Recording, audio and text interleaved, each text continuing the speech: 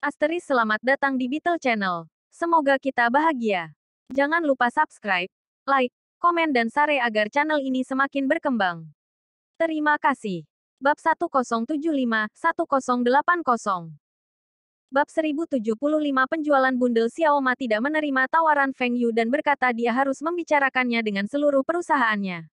Meskipun Xiaoma adalah pemegang saham utama perusahaan, ada 2 pendiri, dan 3 teman lagi telah bergabung, dan dia harus memberikan masing-masing saham kepada mereka.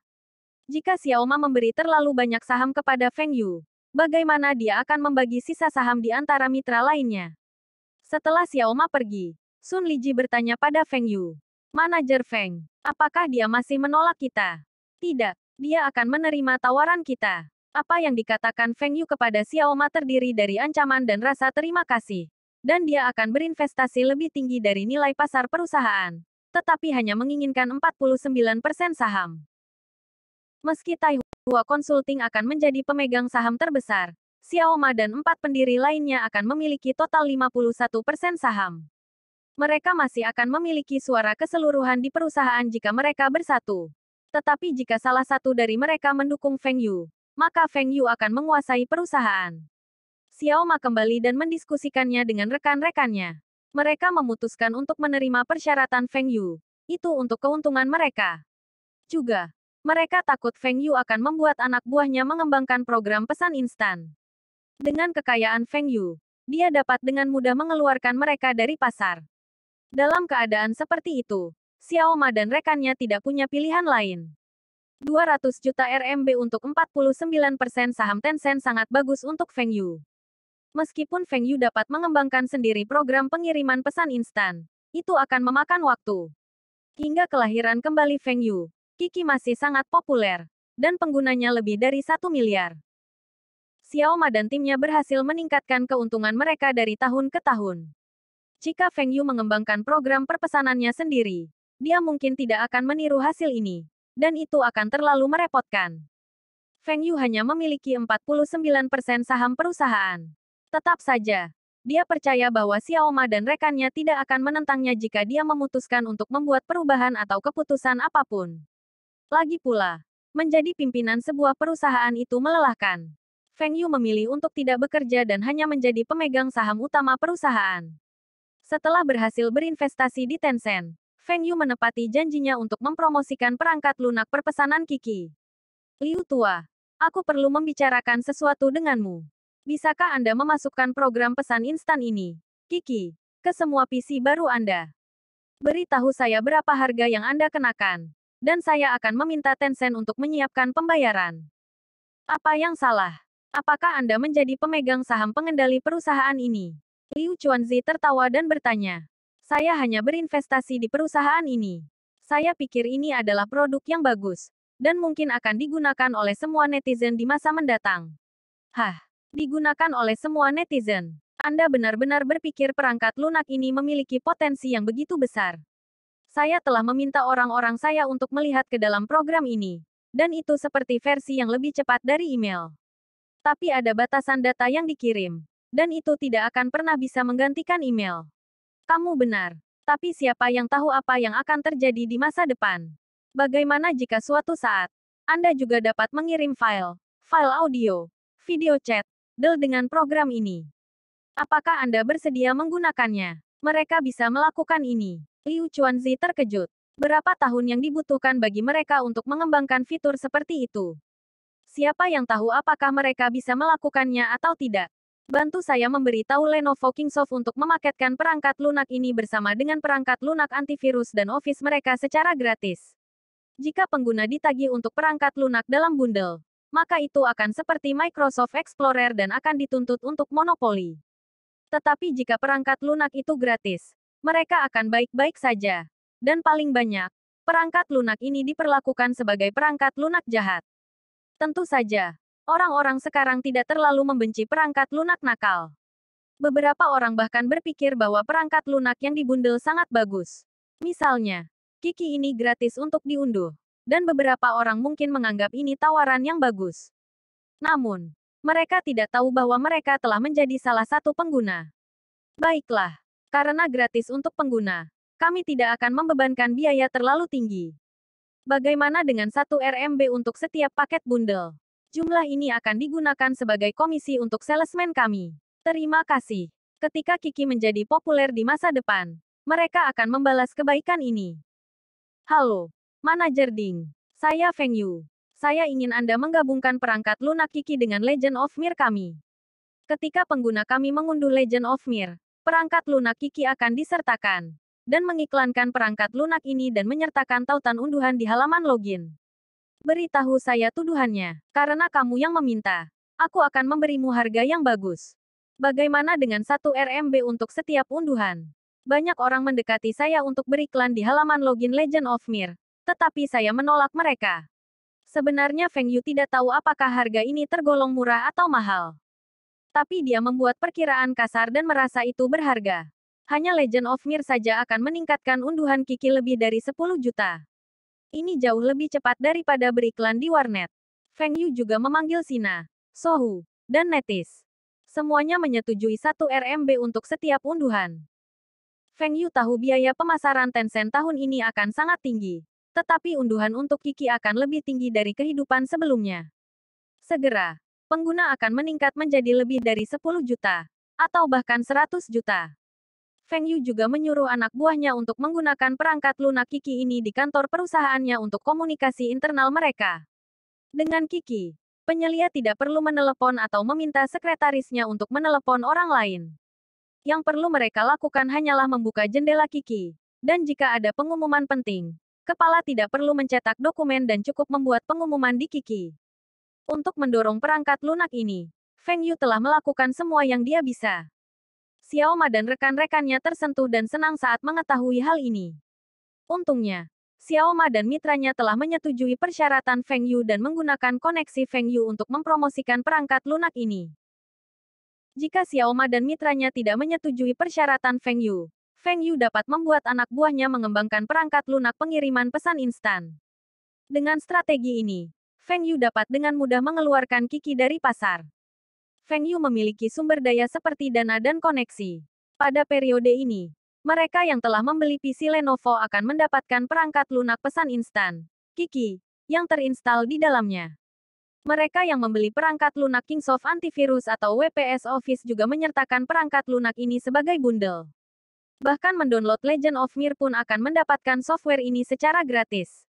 Perangkat lunak ini juga diiklankan di 3 situs web utama China. Dan terdapat tautan unduhan di dalamnya. Artikel tentang manfaat menggunakan perangkat lunak ini ada di mana-mana.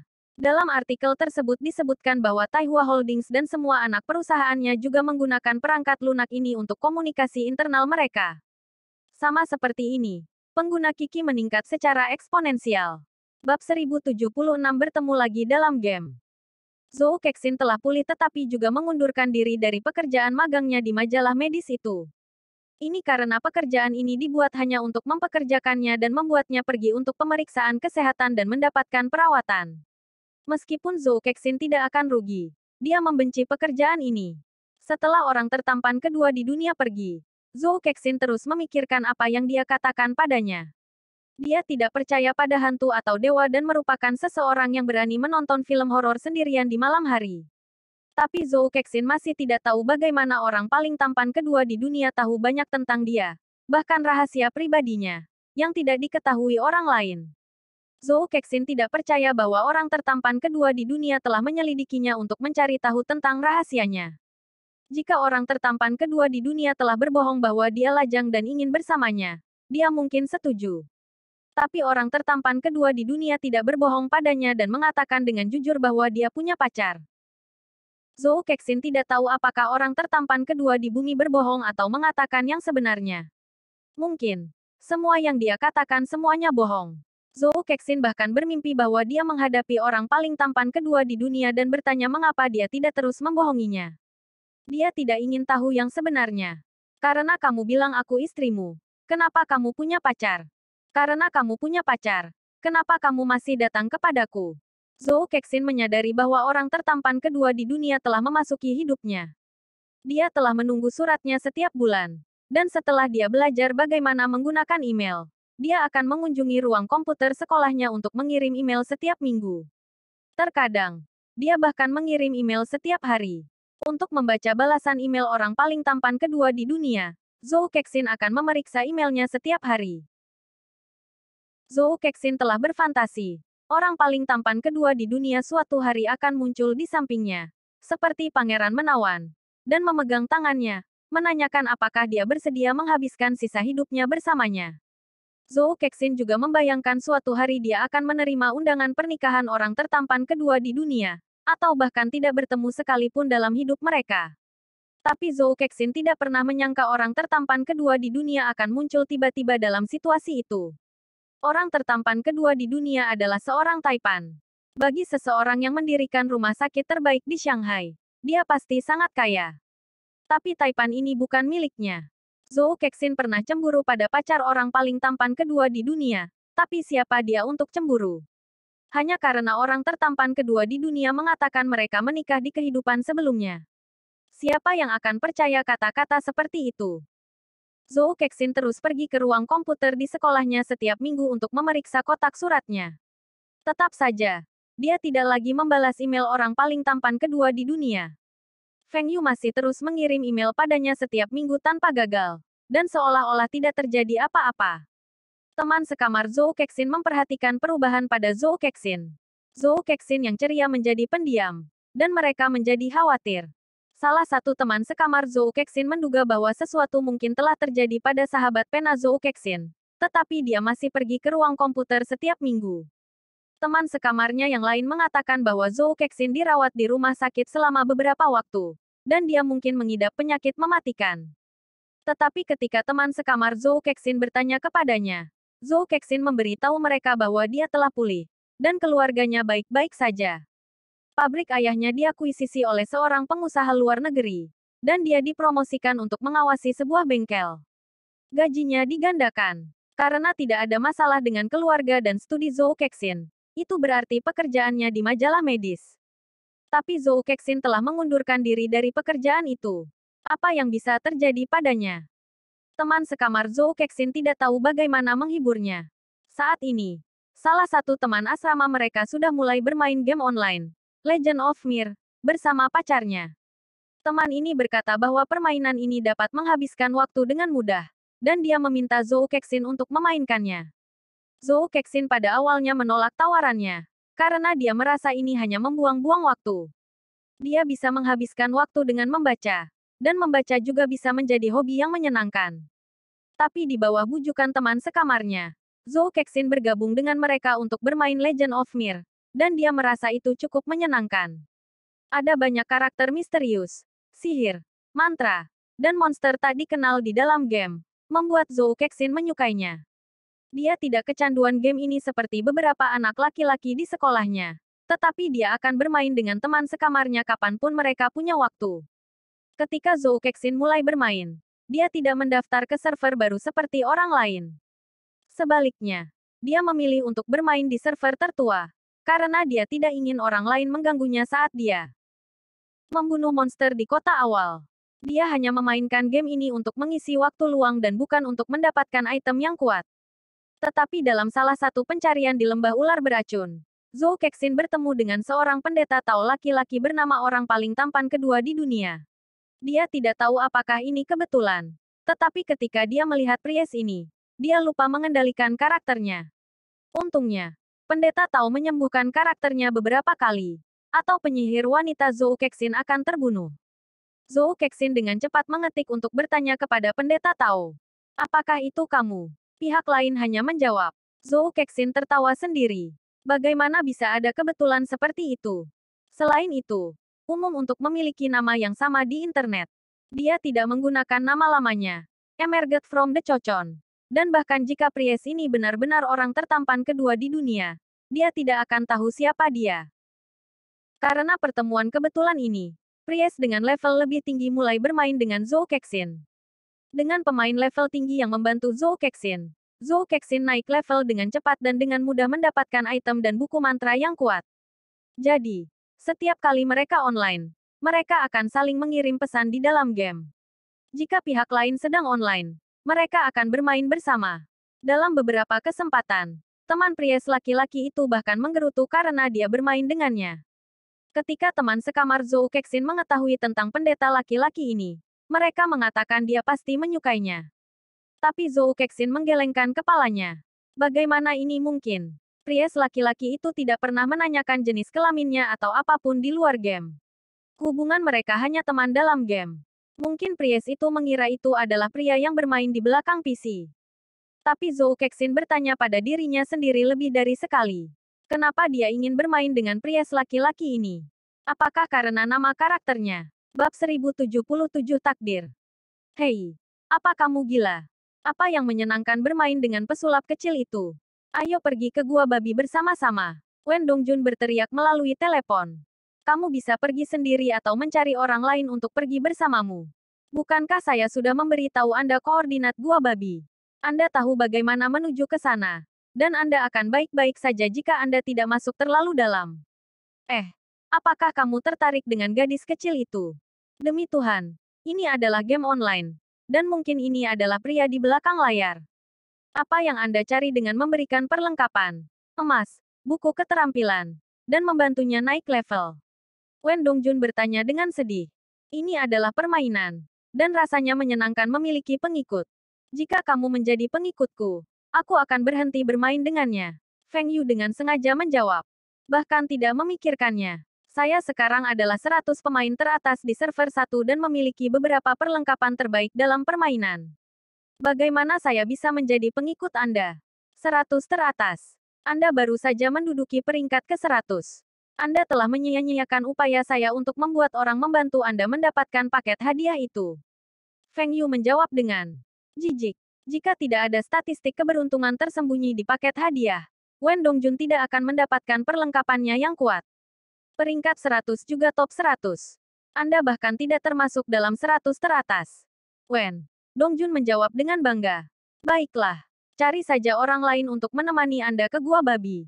Saya akan pergi ke provinsi pantai sekarang. Ketika Feng Yu bertemu dengan pesulap kecil ini untuk pertama kalinya, muncul dari kepompong, dia tertegun. Torehan ini digunakan oleh Zhou Kexin di kehidupan sebelumnya dan digunakan untuk memperingati lulus sekolah dan memasuki fase selanjutnya dalam hidupnya. Tentu saja, Feng Yu tidak menggunakan orang tertampan kedua di dunia sebagai nama karakternya di kehidupan sebelumnya. Awalnya, Feng Yu mengira itu kebetulan. Banyak orang daring akan menamai karakter mereka dengan berbagai macam nama. Tapi ketika pesulap wanita bertanya, apakah itu kamu? Feng Yu tahu siapa dia. Ini seperti surga mempermainkannya. Feng Yu dan Zhou Kexin ditakdirkan untuk bertemu, dan sejarah tidak berubah. Feng Yu menguji Zhou Kexin beberapa kali melalui obrolan, dan dia dapat memastikan identitasnya melalui kata dan frasa yang dia gunakan. Bermain dengan Zhou Kexin atau Wen Dongjun, bahkan seorang idiot pun tahu mana yang harus dipilih. Tapi Zhou Kexin jarang online, dan hanya bermain di akhir pekan selama 2 hingga 3 jam setiap kali. Dia akan online sesekali di malam hari tetapi akan memberitahu Feng Yu sebelumnya. Feng Yu bahkan membatalkan perjalanan ke AS, hanya untuk bermain-main dengan Zhou Kexin. Dia tetap di China, Shanghai, hanya untuk menunggu dia online. Seseorang tidak akan pernah bisa menyelesaikan mendapatkan semua uang. Jika Feng Yu melewatkan kesempatan apapun, dia bisa menunggu kesempatan berikutnya. Tetapi jika dia merindukan orang ini, dia mungkin tidak akan mendapat kesempatan lagi. Feng Yu mendapatkan kembali perasaan menunggu seseorang online dan berharap untuk bermain game dengan Zhou Kexin. Saat Zhou Kexin tidak online, Feng Yu akan kehilangan minat pada game ini. Untuk terus membantu Zhou Kexin naik level dan mendapatkan item yang lebih baik, Feng Yu menyewa pemain profesional untuk membantunya naik level di malam hari. Jika Feng Yu membutuhkan peralatan yang lebih baik, dia akan mendapatkannya dari Wen Dongjun. Bajingan itu memiliki banyak barang bagus di gudangnya. Feng Yu mengendalikan karakternya dan terbang ke provinsi pantai. Ketika dia tiba, dia melihat Emerged from the Cochon hampir terdesak keluar dari zona aman. Beberapa pemain menemukan bahwa jika mereka masuk dan keluar terus-menerus, mereka dapat mendorong pemain lain keluar. Banyak pemain didorong keluar dari zona aman saat mereka tidak berada di PC mereka dan dibunuh oleh pemain lain. Beberapa pemain tidak membunuh pemain lain untuk item mereka. Ini hanya untuk bersenang-senang. Walaupun nama karakter mereka berubah menjadi merah, dan akan diserang oleh NPC, mereka masih akan terus menyerang pemain lain. Beberapa pemain lebih suka membunuh monster untuk naik level, dan beberapa lebih memilih PK. Para pemain yang suka PK telah melihat taktik persneling duel untuk melawan keterampilan pemain lain. Feng Yu segera menulis pesan kepada Zhou Kexin untuk memintanya mendapatkan pencarian kedua dari NPC lelaki tua dan berhati-hati agar tidak meninggalkan zona aman. Zhou Kexin melihat orang paling tampan kedua di dunia dan dengan cepat mendapatkan pencarian. Setelah keduanya mendapatkan quest, mereka pergi ke tambang untuk menyelesaikannya. Pencarian mengharuskan mereka untuk menambang banyak mineral. Dan saat menambang, mereka harus melawan zombie. Karakter Zhou Kexin dan Feng Yu mulai menambang. Dan ada kerangka bernama orang paling tampan kedua di bayi bumi berpatroli di sekitar mereka. Kamu bekerja sebagai apa? Zhou Kexin tiba-tiba mengetik pesan. Zhou Kexin selalu ingin menanyakan pertanyaan ini. Dia ingin tahu mengapa Feng Yu selalu online setiap kali dia bermain. Apakah dia tidak perlu bekerja atau pergi ke sekolah? Saya berbisnis. Dan waktu saya lebih fleksibel. Zhou Kexin semakin penasaran. Kebanyakan orang yang dia temui akan menanyakan pertanyaan yang sama padanya. Apakah pria ini tidak penasaran dengannya? Mungkin pria ini menganggap ini hanya permainan dan tidak ingin mengungkapkan lebih banyak tentang dirinya. Saya masih pelajar. Zhou Kexin memberitahu Feng Yu. Oh, tidak heran kamu jarang online. Setelah mengetik pesan ini, Feng Yu melanjutkan menambang dan berhenti mengobrol. Sepertinya kamu sangat pendiam. Zhou Kexin bertanya dengan rasa ingin tahu. Aku sedang memikirkan sesuatu. Dan bermain game adalah untuk membuatku melupakan hal-hal ini. Apakah ini tentang bisnismu? Tidak. Bisnis saya sangat bagus. Ini tentang hubunganku. Feng Yu dengan sengaja menjawab. Hubungan Anda dan istri Anda. Saya masih sendiri. Oh. Apakah Anda percaya bahwa orang memiliki kehidupan lampau dan kehidupan sekarang? Tangan Zhou Kexin bergetar. Kehidupan lampau dan kehidupan sekarang. Mengapa dia berbicara tentang ini? Apakah orang ini dia? Mustahil. Kebetulan mereka bertemu online. Aku tidak tahu. Bisakah Anda memberitahu saya lebih banyak tentang itu? Lagi pula kita tidak mengenal satu sama lain. Dan aku tidak akan memberitahu orang lain. Baiklah. Aku akan memberitahumu tentang ini. Feng Yu menceritakan sebuah kisah kepada Zhou Kexin. Dalam cerita ini, tokoh utama memiliki seorang pacar. Tetapi suatu hari, dia tiba-tiba teringat akan kehidupan masa lalunya dan mengetahui bahwa dia memiliki seorang istri. Tokoh utama cerita menulis surat berdasarkan ingatan barunya. Dan memang ada orang di sana. Bab 1078 Pekerjaan baru Zhou Kexin. Zhou Kexin tiba-tiba menyela cerita Feng Yu. Memberitahunya bahwa dia offline dan lockout. Feng Yu kecewa.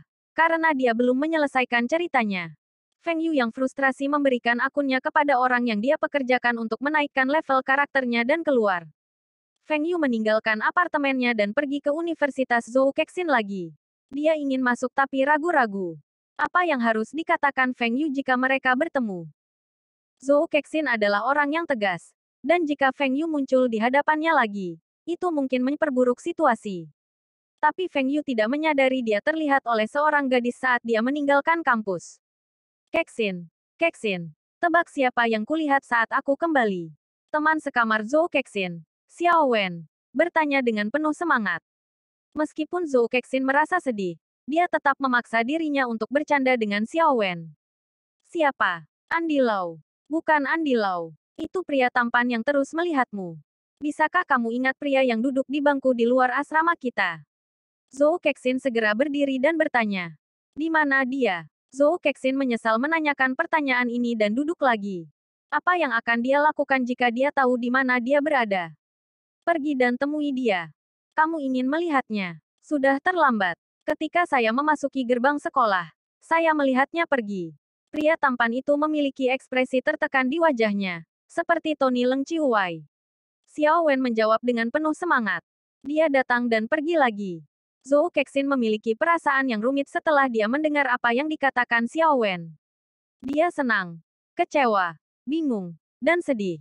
Mungkin baik baginya untuk pergi dan tidak bertemu lagi. Ini mungkin akhir terbaik bagi mereka. Kexin, Kexin, apa yang terjadi? Apakah kamu mendengarkan? Ah, aku mendengarkan. Kalau begitu ayo pergi. Apa yang kamu tunggu? Xiao Wen menyeret Zhou Kexin keluar. Kemana kita akan pergi? Tanya Zhou Kexin. Dia tidak memperhatikan Xiao Wen sebelumnya. Lihat waktunya. Kita akan makan malam. Keesokan harinya, beberapa orang memasuki universitas untuk membagikan selebaran bagi wartawan magang. Mereka yang memiliki pengalaman magang akan memiliki keuntungan. Xiao Wen mendengar tentang ini dan segera memberitahu Zhou Kexin. Dia merasa dengan sesuatu yang memenuhi pikiran Zhou Kexin. Dia mungkin kembali ke dirinya yang dulu. Xiao Wen, perusahaan apa ini? Apakah ini dapat diandalkan? Saya mendengar Miao Yu pergi untuk wawancara magang dan ditipu 200 RMB. Perusahaan itu juga menghilang tak lama setelah itu. Zhou Kexin bertanya dengan curiga. Zhou Kexin belum pernah mendengar tentang perusahaan ini sebelumnya. Apakah ini penipuan? Ah, tidakkah kamu melihat kepala perekrut berdiri di samping direktur sekolah kita? Selain itu, kita dapat memilih untuk tidak membayar apapun. Lihat apa yang mereka tulis di selebaran. Mereka mencari seseorang yang dapat menghadapi kesulitan, profesional, dan keterampilan wawancara. Itu sama dengan apa yang dikatakan guru kita. Tapi kami tidak punya pengalaman magang. Aku tidak punya. Tapi kamu punya. Bukankah Anda bekerja sebagai magang untuk majalah medis Hong Kong itu? Meskipun Anda mengambil cuti panjang dari pekerjaan karena kondisi medis Anda magang di sana. Jika Anda berhasil, Anda mungkin mendapatkan pekerjaan di sana setelah Anda lulus. Lihat di sini. Jika Anda dikirim ke luar negeri, penginapan dan makan akan disediakan, dan Anda akan mendapat uang saku tambahan. Zhou Kexin juga tertarik. Lebih penting lagi, dia takut dia akan bertemu orang paling tampan kedua di dunia lagi ketika dia bermain game. Mungkin mendapatkan pekerjaan bisa membuatnya melupakannya.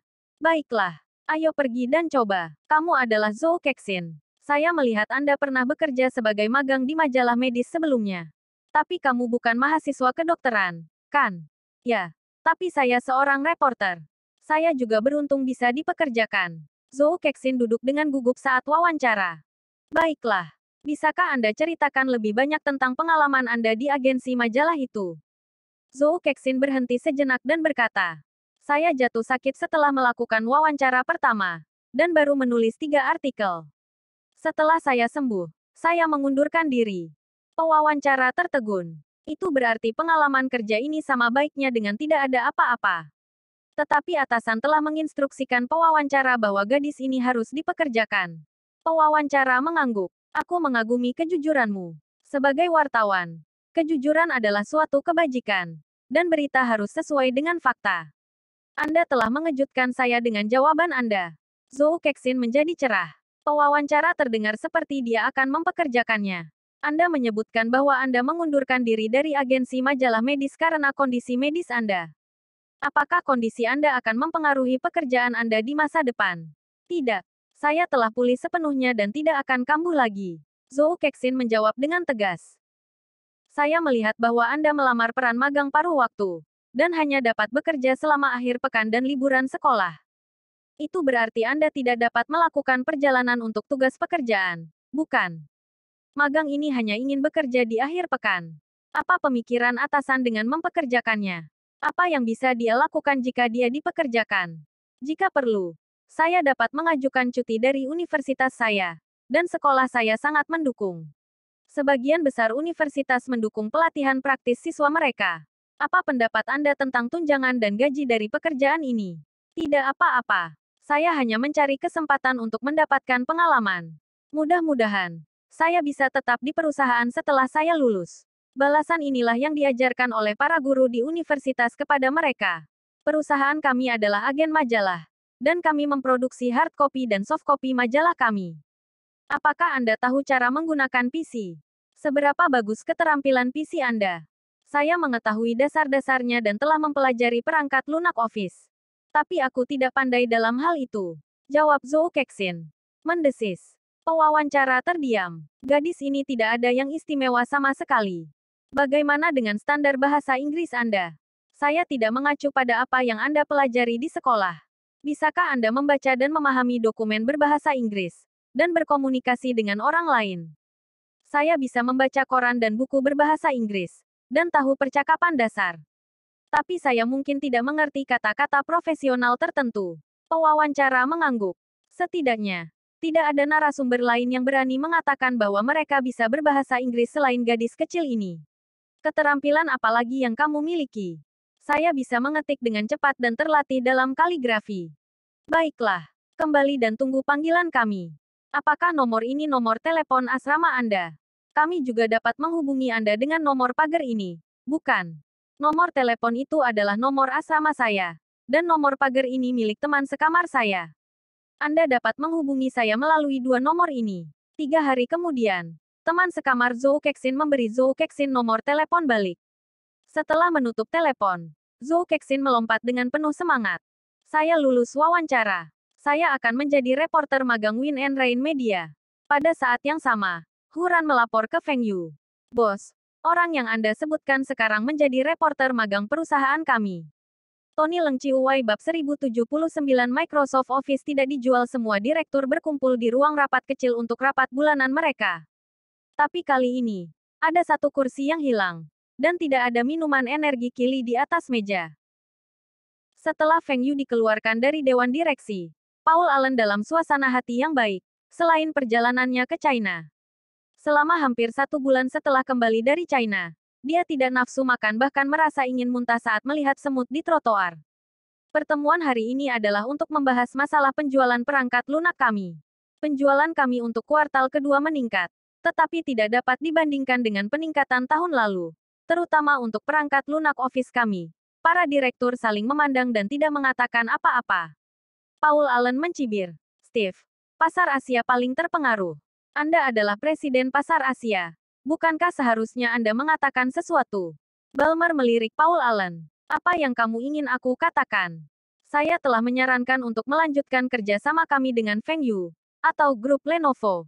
Dan Andalah yang ingin memisahkan perangkat lunak Office dan sistem operasi kami. Sekarang, penjualan perangkat lunak Office kami tidak berjalan dengan baik. Dan Anda mengatakan ini adalah masalah saya. Steve Ballmer tidak menyukai Paul Allen. Dia tahu dia tidak sebagus Paul Allen dalam pengembangan perangkat lunak. Tetap saja, bahkan Bill Gates meminta nasihatnya tentang operasi perusahaan. Dia jauh lebih baik dalam manajemen daripada Paul Allen, yang telah menderita kerugian untuk semua investasinya. Anda adalah presiden untuk pasar Asia, dan juga wakil presiden perusahaan untuk penjualan produk. Penjualan kami turun, dan itu tanggung jawab Anda. Meskipun saya menyarankan untuk meningkatkan penjualan perangkat lunak Office dan sistem operasi, Anda bertanggung jawab untuk meningkatkan penjualan. Itu masalahmu. Paul Allen meninggikan suaranya. Karena kamu pikir aku tidak pandai menjual. Bagaimana kalau kamu mengambil alih aku? Saya ingat ketika Anda bertanggung jawab atas penjualan. Kami mengalami pertumbuhan negatif, balas Ballmer. Setelah Feng Yu dikeluarkan dari papan, Paul Allen mulai mengincar Ballmer. Tapi Ballmer bukanlah penurut. Lebih jauh, Ballmer tahu Bill Gates mendukungnya. Bill Gates sekarang menyesali keputusannya yang terburu-buru. Dia seharusnya menunggu sampai Microsoft menyiapkan saluran distribusi penjualan mereka di China sebelum berselisih dengan Feng Yu. Karena keputusan Bill Gates, Microsoft menderita. Dan Bill Gates terkejut karena Feng Yu tidak peduli dengan keuntungan Microsoft. Ballmer telah memberitahu Bill Gates alasan penjualan yang lebih rendah di China. Lenovo Group memiliki anak perusahaan, Lenovo Kingsoft, yang juga merupakan perusahaan perangkat lunak. Produk utama perusahaan ini adalah antivirus dan perangkat lunak perkantoran. Microsoft terkejut ketika Lenovo Kingsoft memperkenalkan WPS 97. Perangkat lunak ini sepenuhnya kompatibel dengan perangkat lunak Office dan Windows. Namun harga WPS 97 hanya 1/5 dari Microsoft Office. Lebih penting lagi, WPS 97 memiliki lebih banyak fungsi, dan versi China jauh lebih baik daripada Microsoft Office dari masukan pengguna. Perangkat lunak ini mendapat dukungan dari Lenovo membuat tidak ada orang di China yang bertanya tentang Microsoft Office. Dengan sesuatu yang lebih baik dan lebih murah, siapa yang akan menghabiskan uang untuk sesuatu yang lebih mahal dan lebih rendah? Selain itu, perangkat lunak Lenovo Kingsoft dijual dalam satu paket.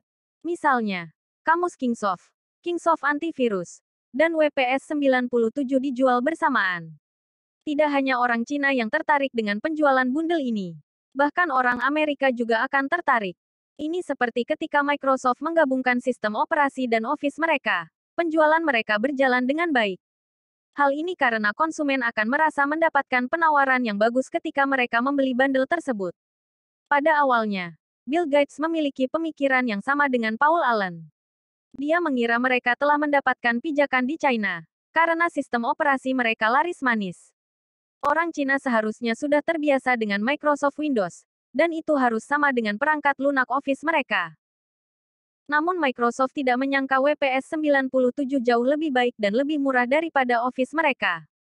WPS 97 juga menyediakan upgrade gratis dan memiliki layanan purna jual yang baik. Semua kota dan sebagian besar kabupaten di Cina memiliki kantor purna jual Lenovo. Dengan jaringan yang begitu kuat, Lenovo menjadi pemimpin pasar di China. Dan tidak ada merek lain yang dapat bersaing dengan mereka. Lenovo telah menjadi pemimpin pasar untuk PC dan perangkat lunak di China sekarang. Selain WPS 97, Lenovo Kingsoft juga mengembangkan software gambar, sistem supermarket, sistem warnet, sistem Office OA, Dell. Bill Gates bertanya-tanya apakah Ballmer benar. Setelah Feng Yu pergi, Microsoft akan gagal di pasar Cina. Paul Allen masih berdebat dengan Ballmer, dan direktur lainnya tetap diam. Bukannya mereka tidak ingin menghentikan pertarungan, tetapi selain Bill Gates, tidak ada seorang pun di Microsoft yang dapat menghentikan Paul Allen. Cukup, Paul, Steve, berhenti berdebat. Kami harus memikirkan solusi untuk meningkatkan penjualan kami dan mendapatkan kembali pangsa pasar kami. Kata Bill Gates dengan cemberut. Karena Paul berpikir dia lebih baik. Biarkan dia memberitahu kita apa yang harus kita lakukan. Saya ingin belajar dari seseorang yang tidak mendapatkan apa-apa setelah pergi ke China untuk memeriksa produk box kami. Ballmer mencibir. Mengiklankan. Kami akan beriklan di China agar lebih banyak orang tahu bahwa produk kami adalah yang terbaik. Kata Paul Allen. Di mana Anda akan mendapatkan anggaran iklan? Kami tidak memiliki anggaran yang disisihkan untuk ini. Dan kami telah membuat perbandingan dengan Lenovo Kingsoft. WPS 97 memiliki lebih banyak fitur daripada Office kami dan jauh lebih murah daripada kami. Jika Anda adalah konsumen, apakah Anda akan menggunakan produk kami? Balas Ballmer. Ide bodoh apa ini? Mereka mungkin juga menurunkan harga eceran Office daripada membelanjakan uang untuk iklan. Mungkin lebih efektif. Microsoft adalah merek besar. Tetapi di Cina, Lenovo Kingsoft juga merupakan merek besar. Selain itu, produk Lenovo Kingsoft diekspor ke Eropa Timur, dan Microsoft tidak memiliki pasar apapun.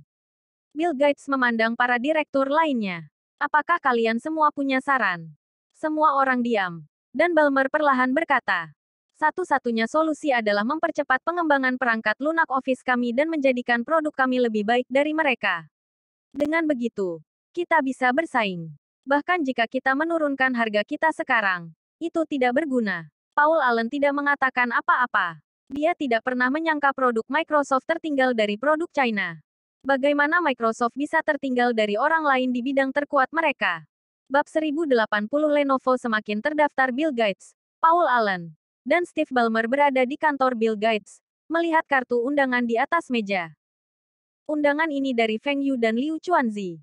Mereka mengundang ketiganya untuk menghadiri upacara bel berbunyi Lenovo di New York. Atasan telah meminta grup Lenovo untuk mendaftar tetapi dihentikan oleh Feng Yu.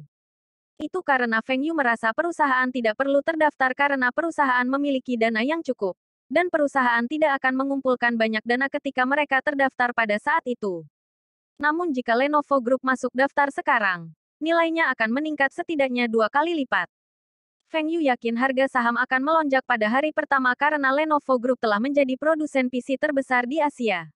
Daftar ini tidak termasuk divisi perangkat lunak Lenovo.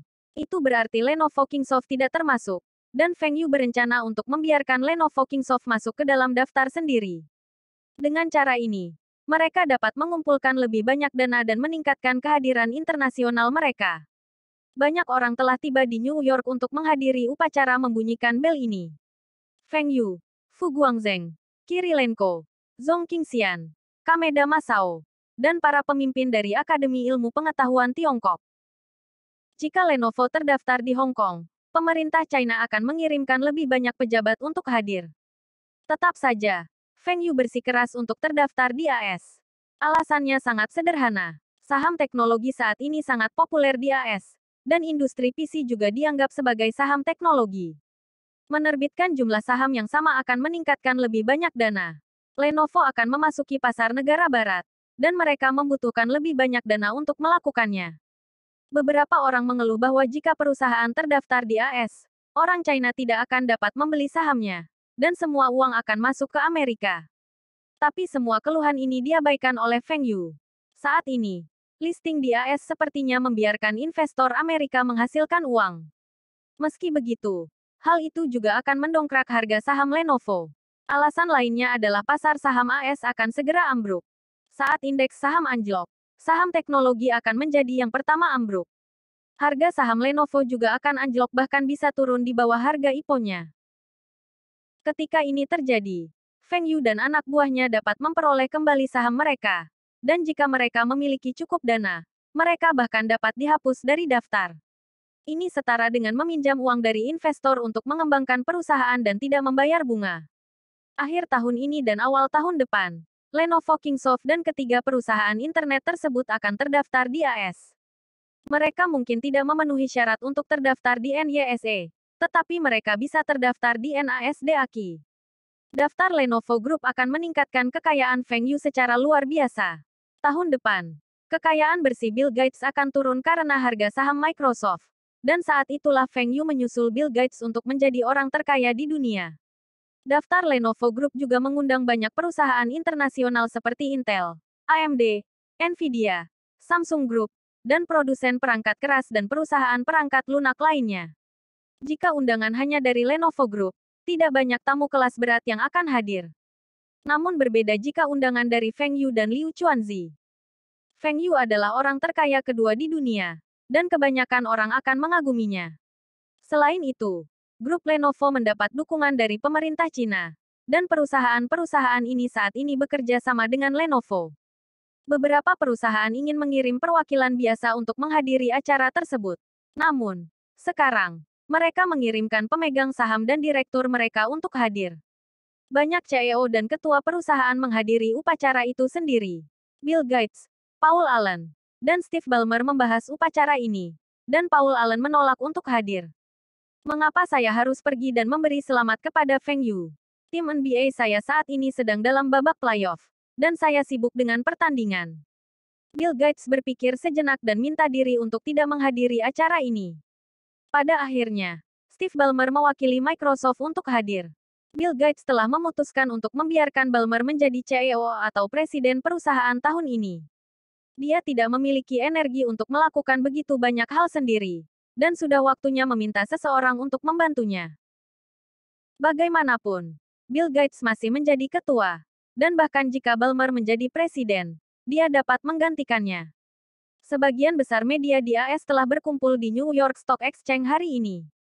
Tentu saja, banyak media Cina dan Asia juga hadir untuk melaporkan daftar Lenovo Group.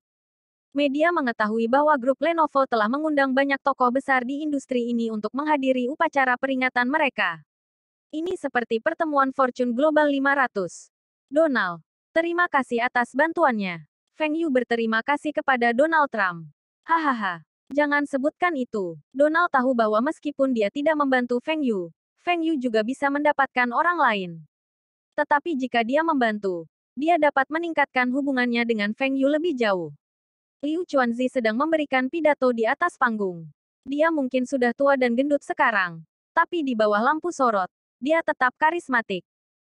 Para pemimpin pemerintah yang menunggu di samping mulai tidak sabar. Apa yang dilakukan Liu Chuanzi? Apakah kamu sudah selesai? Ini adalah acara penting, dan Anda tidak boleh membuang waktu. Akhirnya, saatnya untuk membunyikan bel. Para leader naik ke atas panggung. Awalnya, Feng Yu ingin Liu Chuanzi membunyikan bel sendiri.